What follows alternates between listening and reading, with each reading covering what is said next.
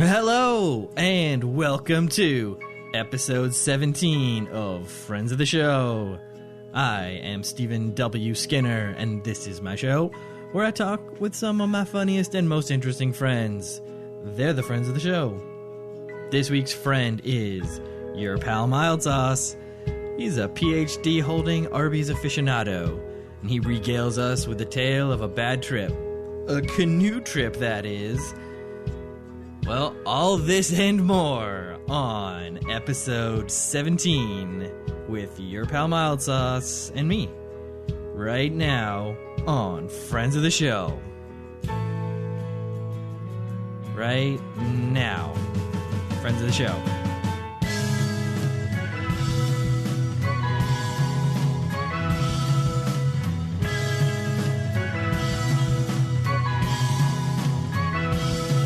Right now. From an essay, it's from an essay from a rhetorical scholar named James Corder, more commonly known by Jim Corder. It's from a 1985 essay called "Argument as Emergence, Rhetoric as Love," and the quote is as follows: "Rhetoric is love, and it must speak a commodious language, creating a world full of space and time that will hold our diversity."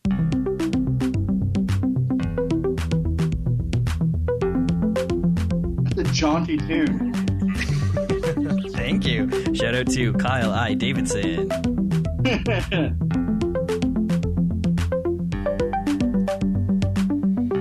All right, and welcome to Friends of the Show with our guest at your pal Mild Sauce. Welcome, Sauce. Thank you. I'm so bewildered to be on a podcast. Yes, you seem quite bewildered. Yes, not many people talk over the podcast theme, but I love it when they do. So thank you for that.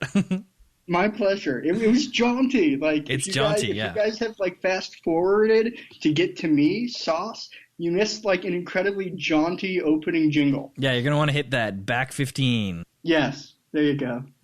So for the listeners, our pal Mild Sauce is a PhD holding Twitter user who tweets about all kinds of crazy and interesting things, most notably Arby's and King Cake Baby, an insane looking sports mascot. So very lucky to have... He's not insane. He's a giant baby. He has deep ties to Mardi Gras culture. He's the mascot of the NBA Pelicans, which I believe is a basketball team, but I don't know. It's definitely a basketball team, and I said insane looking, not insane.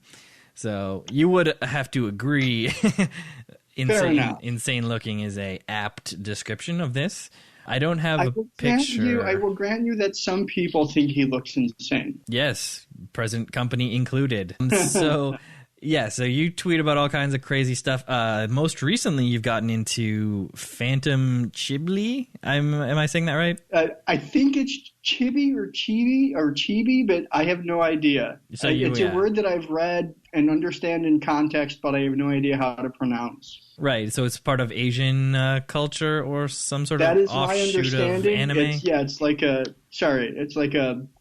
Japanese word meaning cute. Adorable is the impression that I get from it. Oh, very good. Yes, so you've been tweeting recently a lot of Phantom of the Opera anime pictures recently. Yes. So this is your latest rabbit hole. Basically, you get hyper obsessed with one subject, and then you'll tweet about it at length until everyone else is completely versed in the world of King Cake Baby, or in this case, Phantom Chibi. Yeah, I think that's a fair description of both my interest in King Cake Baby and in the Chibi Phantom pics. Yeah, right? Yeah, for sure. And once you get down, the internet is crazy. You can start looking at one thing, and then all of a sudden, you're looking at Phantom anime.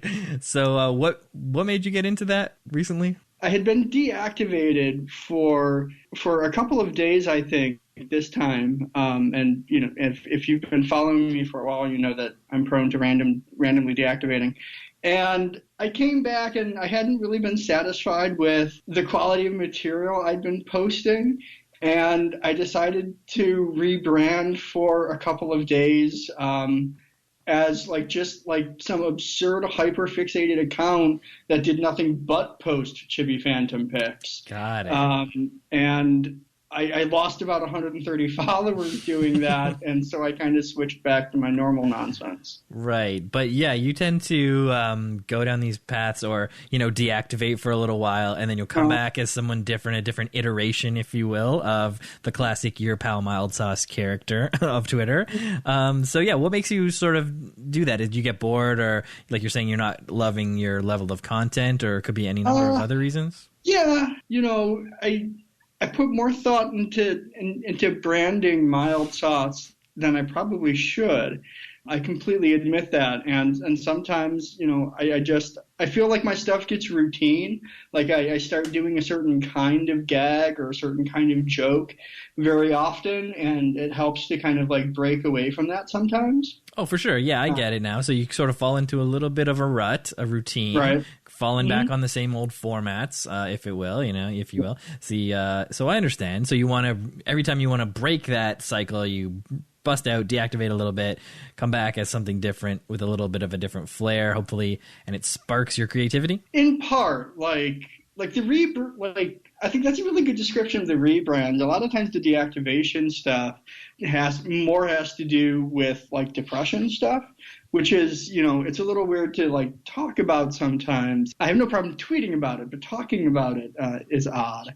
But sometimes it's just that like I need to take a few days away, and like Twitter's not the right environment for me to deal with that stuff sometimes. Oh, definitely, for sure. And we have talked about this on previous episodes. We talked about it with Mark McGark at Markedly, and also with Home Halfway, our pal Michael, about this and sort of, how stepping away from Twitter is definitely a valid way of dealing with some of the anxiety and depression that a lot of people deal with.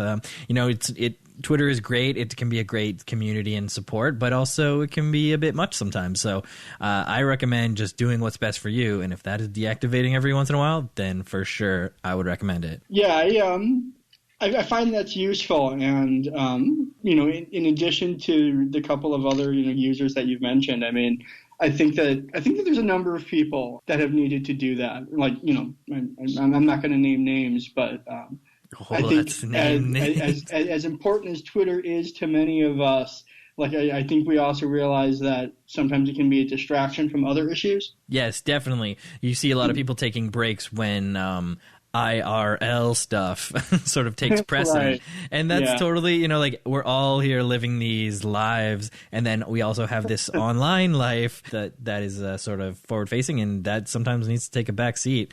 Like, if you're having that baby, maybe put the phone down for a minute. Before you start. I'm live tweeting my divorce proceedings. I'm getting screwed. No, don't stop doing that. I love those ones. Have you seen people are taking divorce selfies now? And so it's either like, oh, that's cute, they're like still friends, or oh no, they are not friends. Oh, really? I haven't seen these. Oh yeah, it's for sure. So some of them it's like they're having a beer together after, like just sign the papers or whatever. And then some of them it's like the one person is smiling in the foreground, and in the background the person is like glaring like, you are not taking a picture of me right now.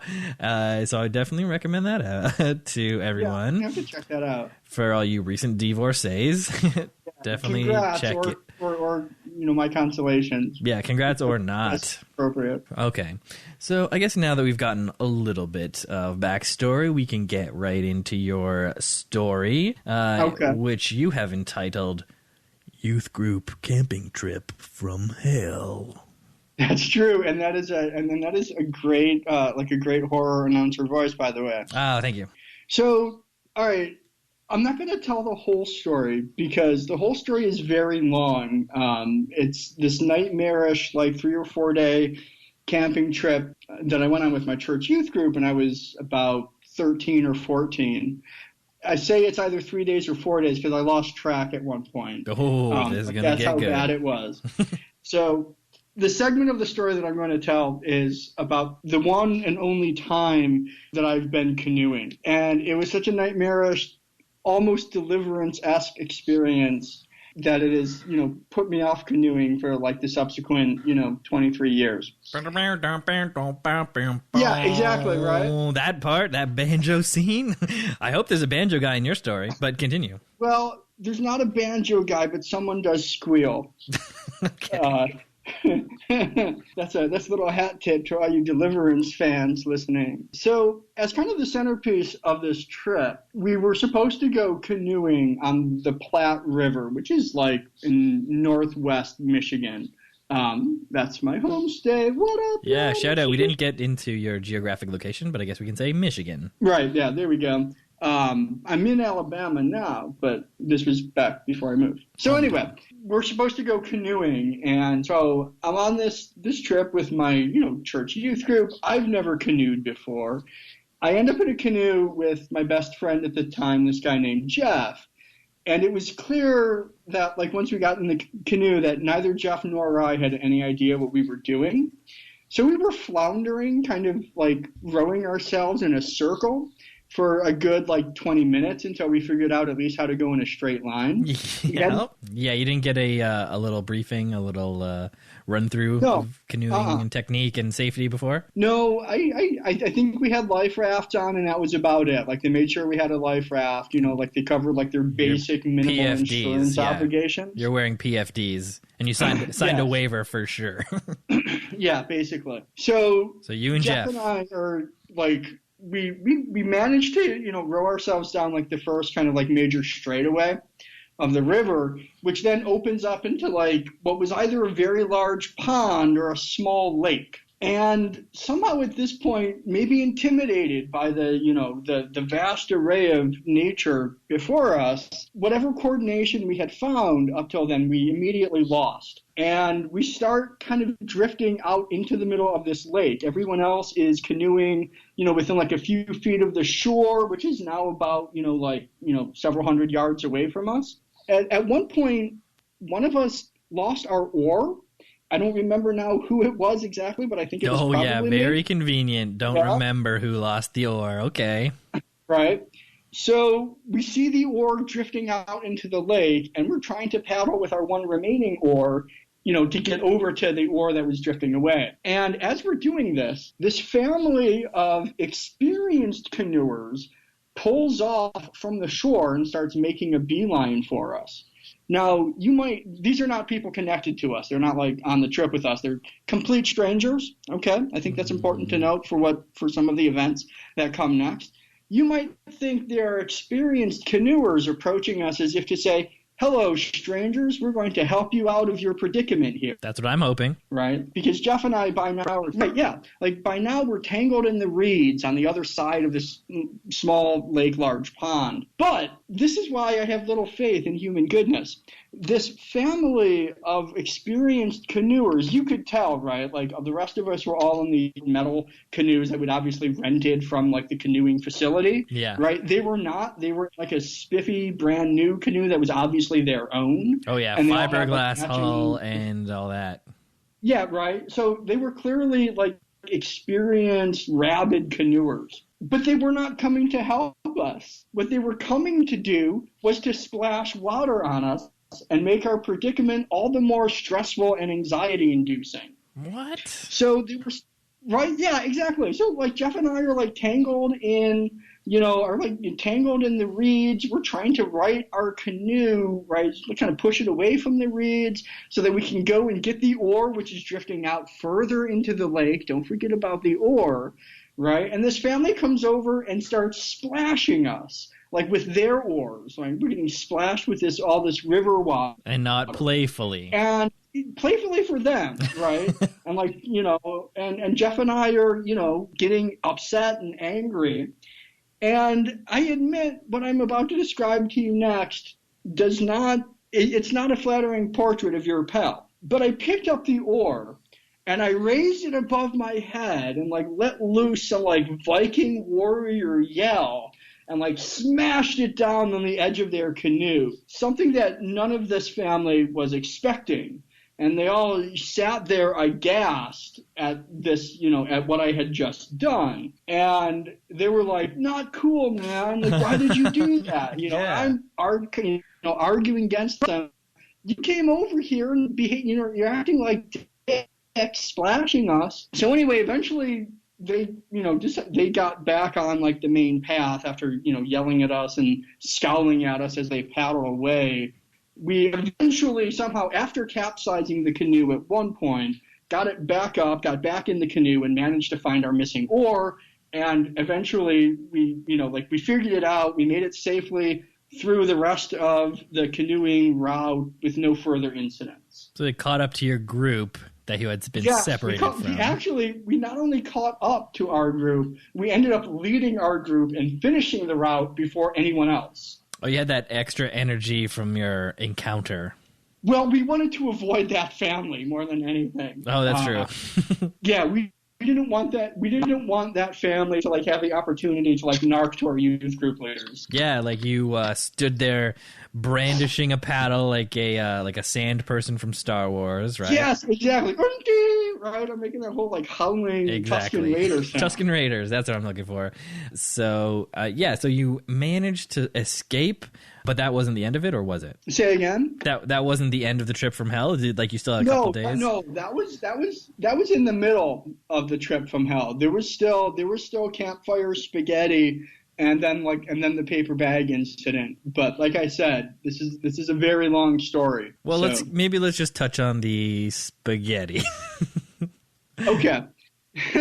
So, all right. So this is maybe a day or two after the canoeing trip. We had stopped at some state park or something to have dinner before moving forward from there onto some campground or a cabin maybe where we were supposed to spend the night. And due to a bit of poor planning on someone's part, I don't remember who, all that we had available to cook was spaghetti and corn on the cob. And good so combo. someone decided they were going to try to make the spaghetti on the little old rusted out sheet metal grill, that you see at state parks and stuff. Oh yeah. Yeah. So they had the kettle on, or the kettle, the pot. They were boiling water. Yeah, they were. Well, it took forever to boil the water for one thing, and then.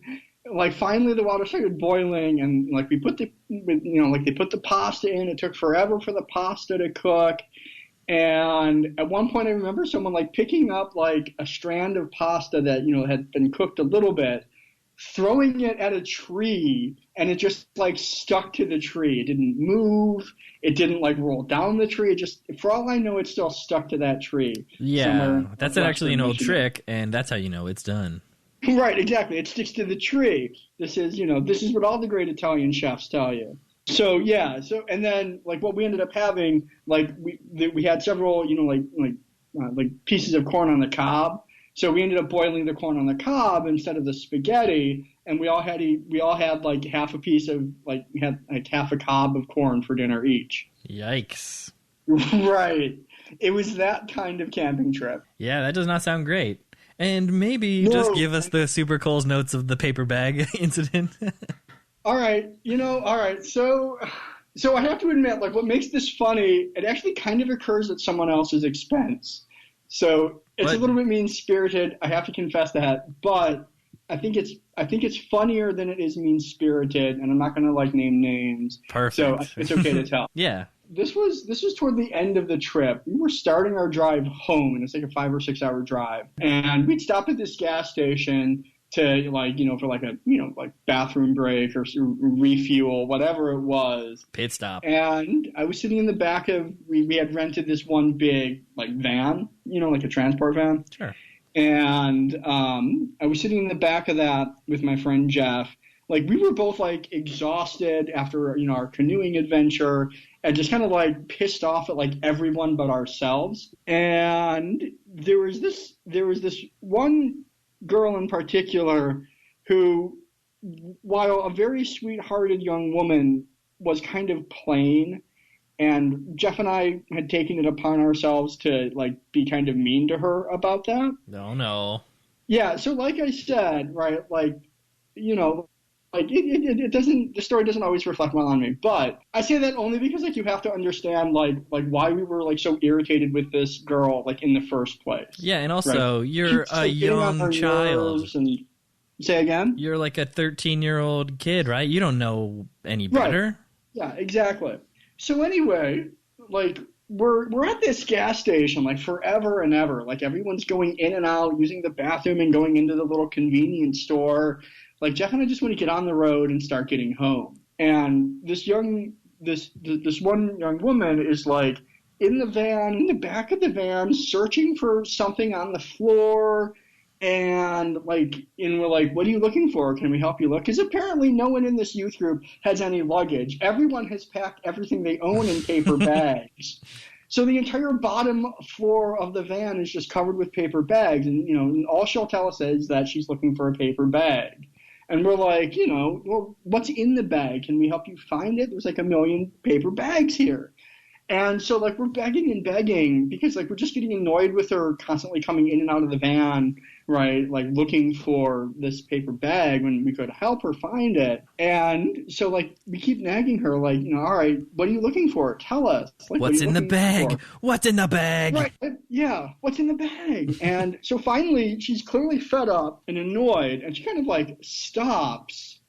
And in the most kind of angry yet piteous voice that you can imagine, a 15-year-old girl making, she says, "I'm looking for my pads." I think we all kind of guessed that's where it was headed. I assume so. But, when you're a 13 or 14-year-old, boy, you don't want to hear about that. You certainly don't want to hear it shouted in the middle of a gas station parking lot. Well, your fault for asking, I guess. I've accepted that. As the years have gone by, I've come to accept that, I should have just admitted that, discretion would have been the better part of valor there, and I wouldn't have had that story to tell. You wouldn't have had that story, and also, without that story, you wouldn't have learned that lesson. So I'm sure there's been times since then where you're like, oh, let's just keep this on the DL. I'm trying to think of a good example story. No need to come up with an example. I know you learned that lesson. Yeah, all right. Well, you know what? There we go. I don't have another example because I learned that lesson. That is exactly correct, Sauce. And thank you for sharing that harrowing tale. And if anyone wants to hear the full version, they should give you a call. Well, yeah, there's really only another 1 or 2 episodes that precede that precede the canoe story. You've actually heard most of it by now. Oh, great. So that'll be coming to theaters in 2020. Yeah, July 2020. Look for that in theaters. Camping trip from hell. Right. All right. Thank you. So now we get into the tweets. So you have sent in 3 tweets of your own devising, and the first tweet is this one. Depression says, "Get the 20-piece." Good Sense says, "A 10-piece is more than sufficient." Depression says, 20 only $5 now. Good Sense says, "That really is a bargain." So this is Depression talking to Good Sense. And I guess sort of we touched on it earlier, something that maybe we deal with. So is it something from your real life where you go into a store and you got to battle these 2 voices? It's not a specific story. There's no specific story behind that one. But again, if you follow me on Twitter, you know that one of the many things I tweet about is food issues, and and a lot of that is driven by depression, and that battle. Whenever I see the ad 20 pieces only $5, it's oh, that is a good deal. And then I think, you don't need to eat 20 McNuggets. No one single person needs to eat 20 McNuggets. But then, it's I started thinking, yeah, but that is a good deal.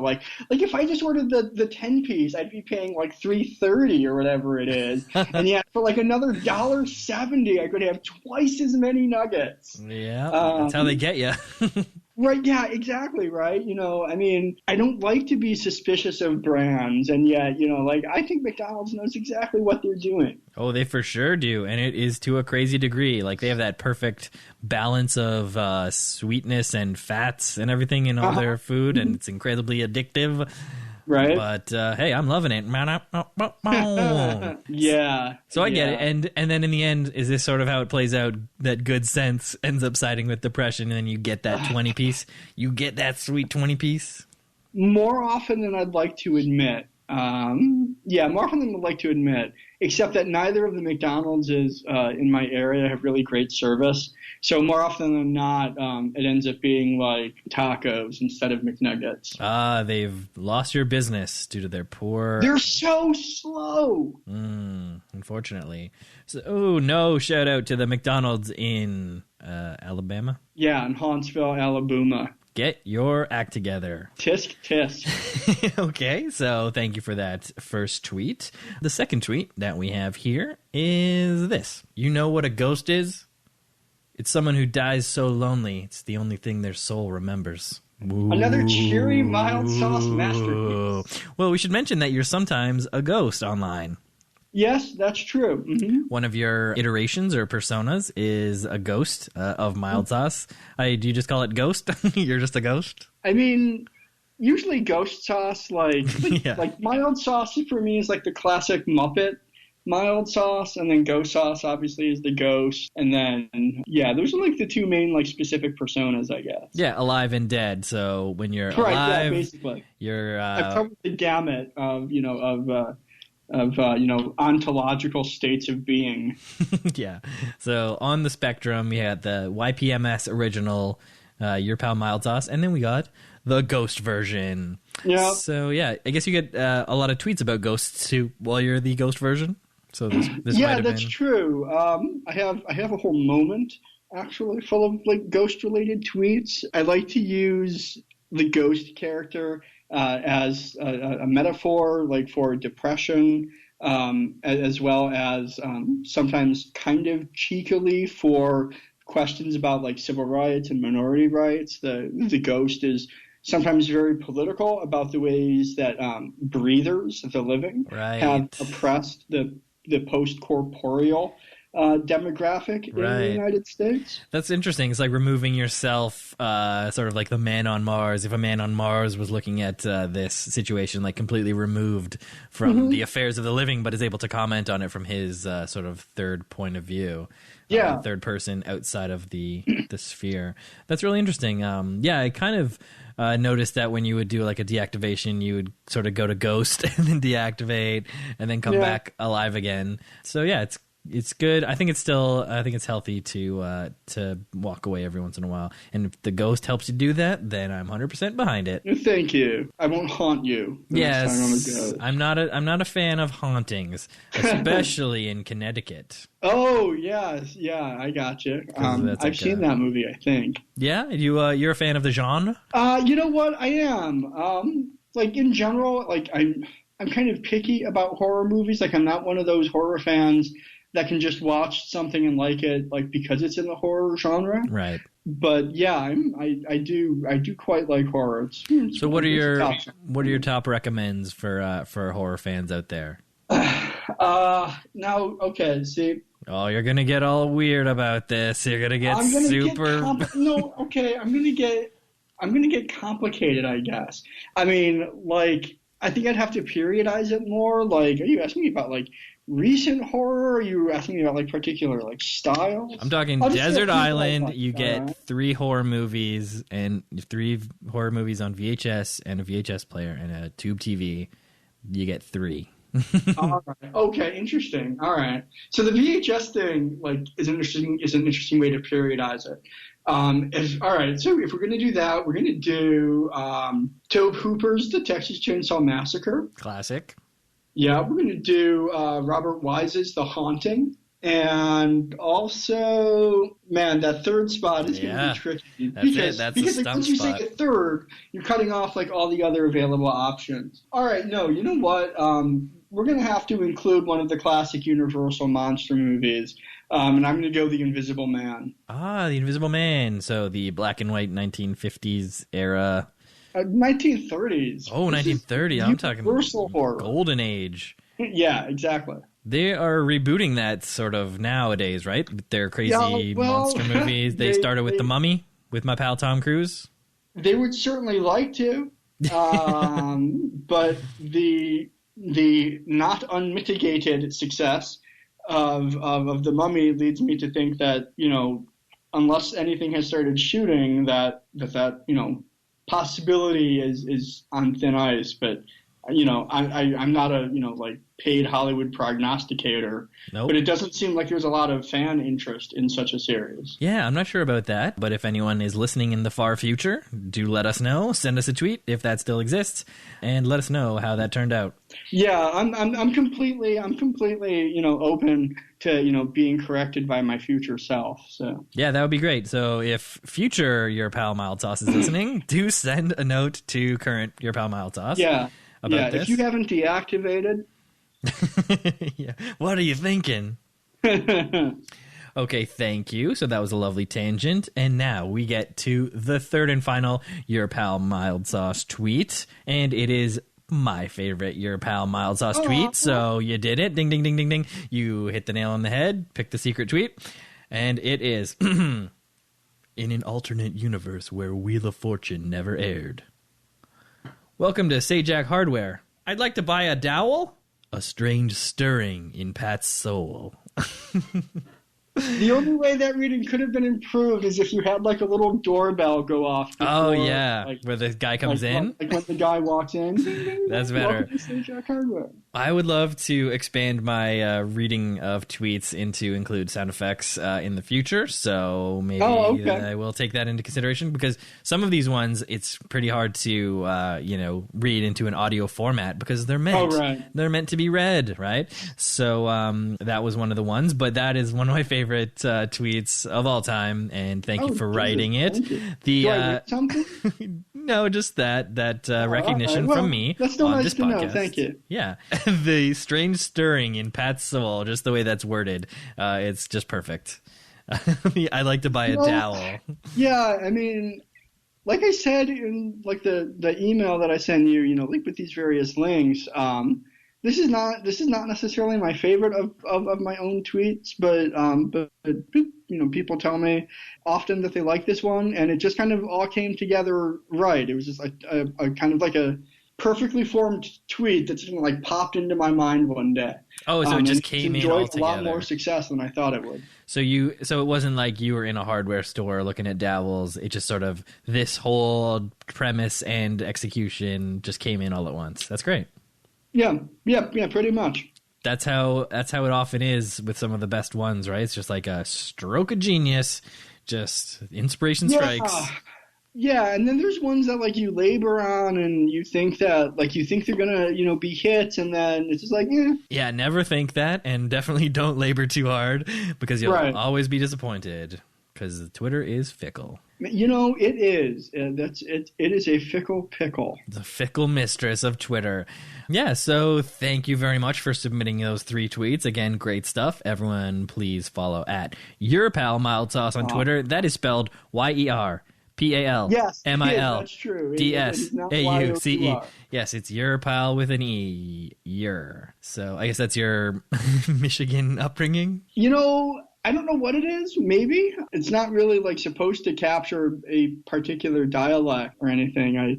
I very briefly, when I was still on Facebook, like kind of experimenting with what you could do on Facebook. This is years ago. Right. But like I started writing these little like, kind of like letters to the editor, like complaint letters to various, companies or businesses. And I started signing them Your Pal Mild Sauce. And then that's kind of where Your Pal Mild Sauce came from. There you go. Birth of the handle. Complaining to companies. Yeah, exactly. Yeah, hey, they're people too, right? They deserve to be complained to. Well, that was certainly the position of Mitt Romney, right? That corporations are people too. That's it. They have families like all of us. They live and die. Oh wait, well, they do. Yeah, in some ways. Now we get into the next segment. Your picks from Twitter. So I'll have you read the first one, and it is from Australian Twitter user Sam at AKA_Fatman. So have you got the tweet? I sure do. All right, hit us. See, I didn't know I was going to have to. Yep, exactly. Yeah. Now, how do you like it? Trying to read one of these. All right. That's fine. So it starts off with, asterisks, right? Writing my resume. Strengths, I'm great at multitasking. explosion in the kitchen. My popcorn. Car crashes through friends. I forgot I was driving. Very well done. Very well done. I haven't asked guests to read the tweets, but I'm starting to do that, and it is a lot of fun to hear other people read these funny tweets and how they interpret them. So yeah, a lot of stuff going on. He's writing the resume. Strengths. Right. I'm great at multitasking. There's an explosion in the kitchen. Popcorn, right? Multitasking. Car crashes through fence. Forgot I was driving. Multitasking. What I love about this tweet is that, and like tweets, as a genre don't necessarily need to be filmed. But I can see so clearly, like, how I would film this little tiny sequence of event. Hit us with the screenplay. That's part of why I love it, right? Like, it's got like this very like specific set of like images, and I can kind of see exactly how this would like work out. And then there's something about the way Sam's tweet like conjures those images for me. It's perfect, yeah. That has made it a perennial favorite of mine. It's great because it reveals only as much as it needs to each line.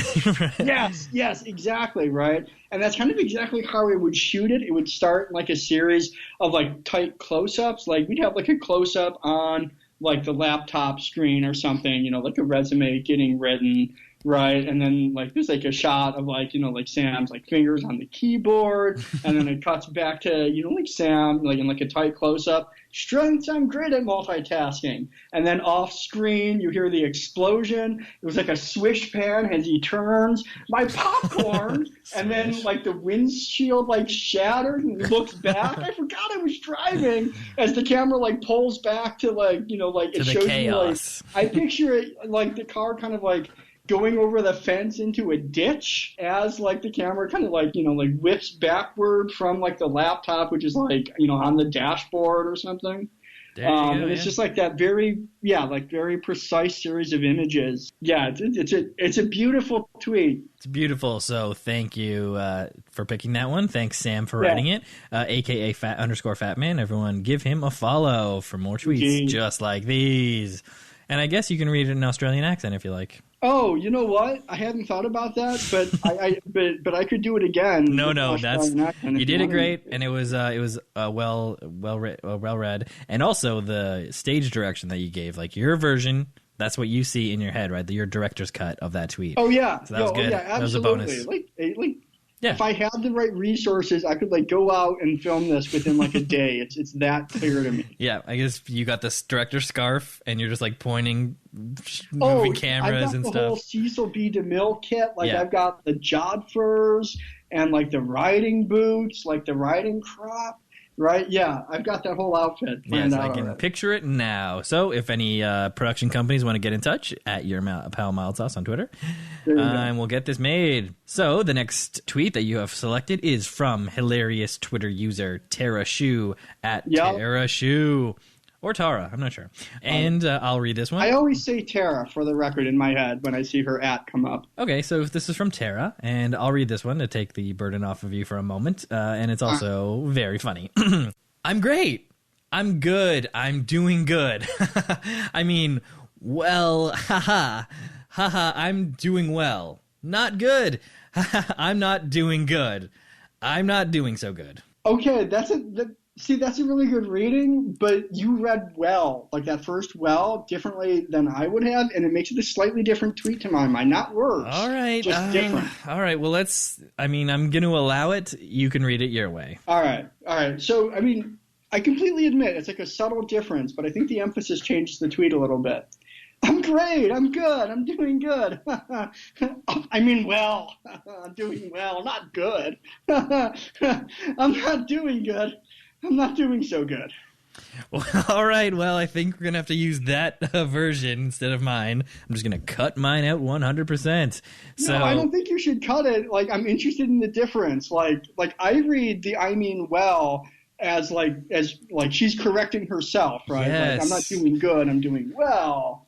And then, she collapses from there. But this is a lot to unpack. It's very so well written, and it absolutely is. The emotions that it conveys, right? Because it takes you on a roller coaster journey through this tweet from beginning to end, where it starts off as "I'm great," and the last line is "I'm not doing so good," and the transition is what you pay the money for to follow at Terashu. Just so good. Yeah, absolutely. It's and it's so like it's hard to talk about like the importance, I guess, of like punctuation to this tweet, but I think punctuation is really important here. The ways that like the different uses of like periods and exclamation points and commas indicate, at least for me, like the rhythm of the tweet. Yes. I think rhythm is often very important. And I think you nailed it. I kind of missed a couple of the key punctuation marks. Didn't pause enough. Any other reading is wrong. No, but I'm just saying it's the punctuation is definitely what makes it so well written, right? Because of the different interpretations. Like there's a period, then the exclamation mark at some of the sentences. I'm not doing good. Yeah, very great pick. They're saucy. And now we get to the final tweet that you have selected from literally hundreds of tweets. From at @botandy Village Fetish, good Twitter user. So I guess you should just read it because you're better. All right. Those are your words, not mine. All right. We love the sea because it's where we come from. We fear it because we left so long ago, I say suddenly, startling myself and the waitress. That's the twist at the end. The waitress. Oh, okay. See, like the startling myself is what always gets me. But yeah, it's just such a beautifully done tweet. It's funny and kind of like creepy, mysterious, the way a lot of, Andy's tweets are. I actually don't know for sure if your name is Andy. Sorry, I assume it is. But. Yeah, it's great. And it's sort of like almost poignant, like the first sentence, like, we love the sea because it's where we come from. We fear it because we left so long ago. Like, you think something ominous, kind of? Yeah, or that could be plucked from like a major work of literature. Yeah, absolutely. Yeah, so great work, Village Fetish. Everyone follow @botandy for crazy, interesting, and absurd takes just like that. Mm-hmm. So that brings us to the end of the tweets from other people. Thank you for picking those. Now we get to the questions from Twitter. Oh, great. So the first question comes from our pal Druck. Everyone send some good thoughts his way and follow him at Druck, DRUUUCK. And his question for you is, who would win in a fight? King Cake Baby or a giant papier-mâché head of your own head? Papier-mâché. Papier-mâché. Papier-mâché is my preferred pronunciation. I'd have to say I think it would have to be King Cake Baby. And not because I love King Cake Baby so much specifically, but because like just looking at like King Cake Baby's like face and torso, you can tell that it's probably made of like some pretty strong like fiberglass material. And I think just like a papier-mâché like head would not hold up against like repeated blows from that. As much as it pains me to say it, because I love the guy who wears the giant papier-mâché mask of his own head over his own head. Right. That is a good move. Shout out Arcade Fire from that one video. So you think the King Cake Baby head would just destroy a papier-mâché head?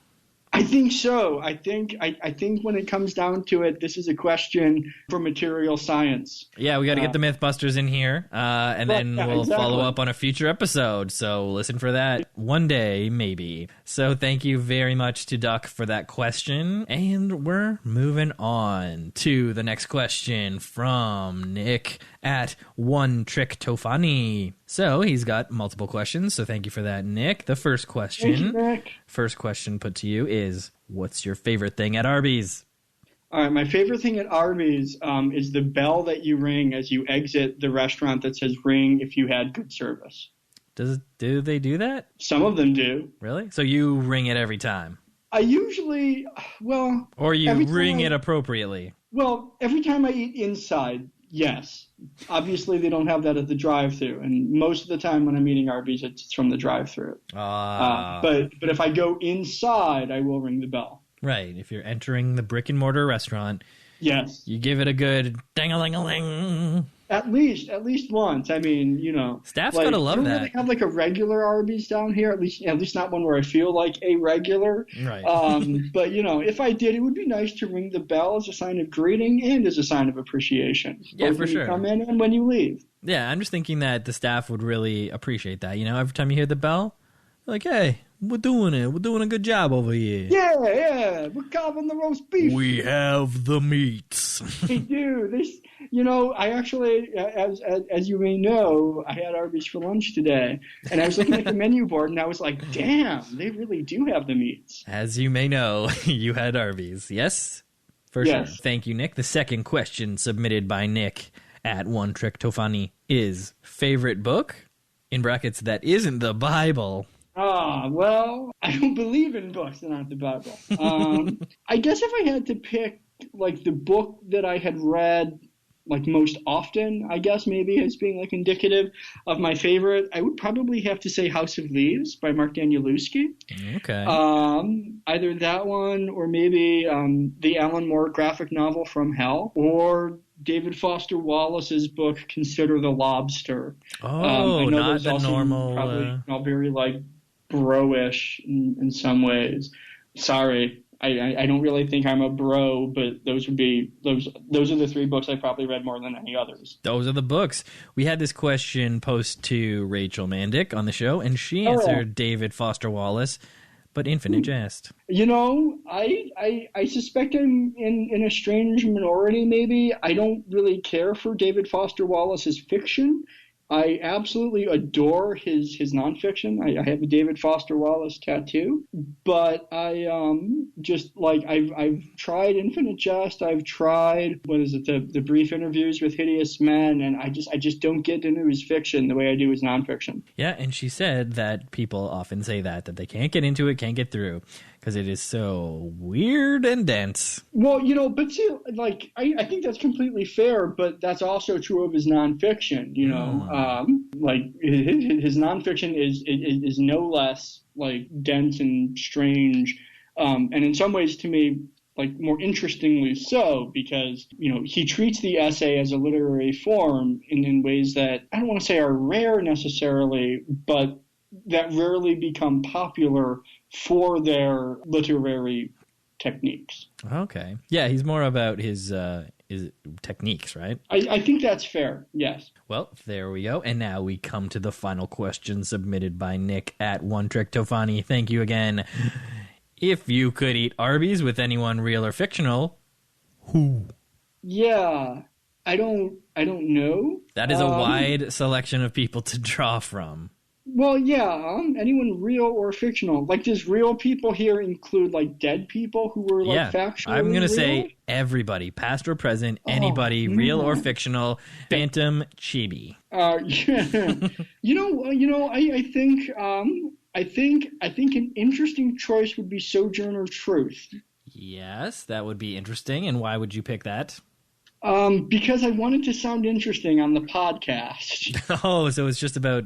It's a really fun name to say. Well, it is, and I if I remember from sixth grade history correctly, that's not like her birth name. Although having been a former slave, we can get into the semiotics of whether even her birth name was her real name in some way. Sojourner Truth may actually be her real name because that's the name she chose for herself, right? Oh, but anyway, yeah. Sojourner Truth. There you go.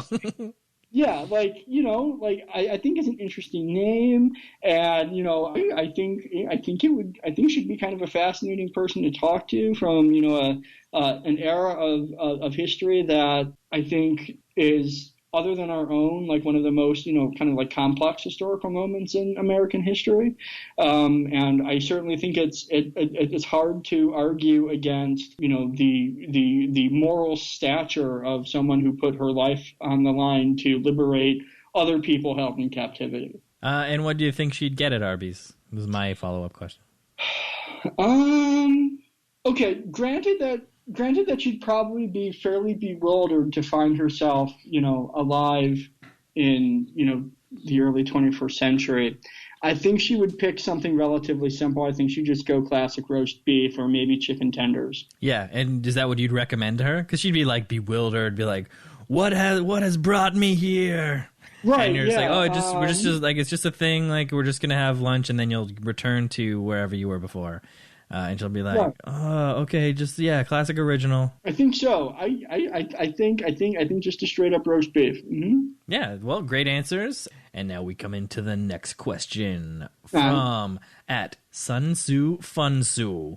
And his question is, Phantom Chibi question. What do the Chibi Phantom pics do with the bits of my soul they steal whenever I click on one? Okay. Good question, first of all. All they do is get stored in Coptic jars in a secret mausoleum that I will one day use for my own dark arcane purposes. Well, there you have it. Thank you so much for your question at Sun Tzu Fun Tzu. And the final question comes from last week's guest, Eli, at Proxicon, and the second O is a 0. Do check him out on Twitter and check out his YouTube page, same handle, for all your video game playing needs. So his question is, what exactly makes you my pal? I think it's fair to say that, I'm everyone's pal. Like, I don't have like major beefs with people. I go out of my, I'm even not out of my way, but I'm very careful not to get like, too caught up in like Twitter gossip or Twitter, politics or whatever. And, I try to be genial and supportive. Weird Twitter is about the community, as it was popular to say for a week and a half, 2 years ago. And I think that's just it. Like I'm not on Twitter to, create drama or participate in drama. I'm just here to, post idiotic jokes and be people's pal. And you know what? I love that about you, and thank you for that. And that's exactly why I wanted to have you on, because that is my sentiments with Twitter exactly. I just like to have a good time, post really dumb jokes, and see who comes and sends messages to me. So that is the fun part about Twitter. So thank you very much, Eli, and everyone check out his episode of the podcast, which was the previous episode to this one. And so now that is the final question. So thank you to everyone who has submitted a question. And wait, 1 second. I'm seeing a Goban question here too. Oh, yeah. There's another one that I missed? Yep. Okay. Well, how about you read it and then you can answer it? Okay. All right. So Goban asked, why are you, ostensibly meaning me, so effing bald? And the answer is because I shaved my head. There you go. There you have it. Yeah, it was just a simple, straightforward answer, Goban.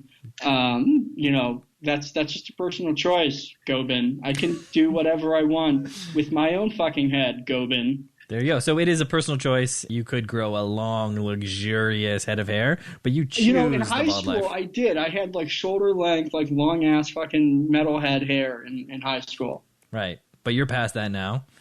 Oh, years past. It was not a good look for me. So now this is your look. You're sticking with it. I think so. Like, I've been shaving my head pretty consistently for 5 or 6 years now. And I don't barring some weird metaphysical, change in the universe, I think, this is my look. Great. So you've picked a look and you're sticking with it. So there we go. Bonus question. Thanks for catching that, mild sauce. So speaking of your bald head, your background is in public sphere theory. Is that correct? So maybe just... I get it, bald heads. Right, it's just a segue. Us professional broadcasters like to use them. Let's just talk about that, because you are a obviously learned scholar, as you've demonstrated throughout the show with your knowledge of different subjects. So maybe just give us a brief, super high-level overview of what the heck that is. I'm talking public sphere theory / rhetoric / public rhetoric. What is that? All right. So public sphere theory in its broadest form, right, is the study from varying directions of the structural significance of the public sphere. And there's kind of like varying ways to frame that significance. The kind of most prominent is by a German scholar named Jürgen Habermas, who has done a lot of work to demonstrate the kind of like historical importance of the public sphere as a realm kind of specifically between the realm of private life and the official realm of the state, the government. right? And the structural importance that the public sphere has as a site where citizens engage with questions about the common good, and the kind of and public sphere theory takes up the questions of like the historical grounding of the public sphere, as well as its kind of like historical permutation. And public rhetoric, kind of specifically as a subfield of rhetoric, is interested in the ways that rhetoric, the art of persuasion, the art of discourse, there's a lot of different ways to define rhetoric, but the way that the structure of publicity, of being in public, determines the kinds of rhetorical practices that take place in the public sphere. Those are like the kinds of scholarly questions that I try to engage with. Yeah, so it is a scholarly pursuit, and I think that sounds like it is very appropriate for today's current political, socio-economical, public sphere climate. Oh boy, yeah, it absolutely is. It's a boom era for rhetoric, you might say. Hell of a time to be in the rhetoric game. Yes, exactly. Okay, so what can you do with that? You influence public theory about? Yeah, I mean, like when you say like you influence public theory, right? That does not make any sense, right? Oh no, it does, but like you have to understand that like the number of people that care about that is like in the very small thousands, right? Like we're not necessarily, except at several arms lengths directly, as a scholarly field, like directly engaged with activism, although many public sphere scholars and theorists are also activists, like kind of like because of their interest, right? Like in the public sphere. But yeah, like we're interested in questions of, some questions that we're interested in, like how people get motivated through kind of like public discourse, the ways that certain kinds of rhetorical practices shape the character or quality of public discourse, the way kind of like structural changes occur in publics in public space in public spaces. There's a lot of different, kind of to me very interesting questions in the field. Wow, the possibilities for study are endless. I certainly think so. Yeah, that's actually very interesting. I did not fully understand sort of what you're doing, but now I understand it a little bit better. So, good. So thank you for sharing that with us. Obviously, incredibly smart individual. And everyone, please follow our pal Mild Sauce on Twitter. That brings us to the end of the podcast now. Aww. And now I play the theme song at the end, which you can also talk over. All right. It's jaunty. It's still jaunty. It remains jaunty, yes. And like I said, shout out to Kyle Davidson at Kyle I. Davidson on Twitter. He did it. It sounds like it would be like great background music for a video game menu screen. Like one where like you have to manipulate cubes. Well, that's it. I hope you enjoyed this week's episode with Sauce. Be sure to follow at FOTS Pod and drop a question for future guests.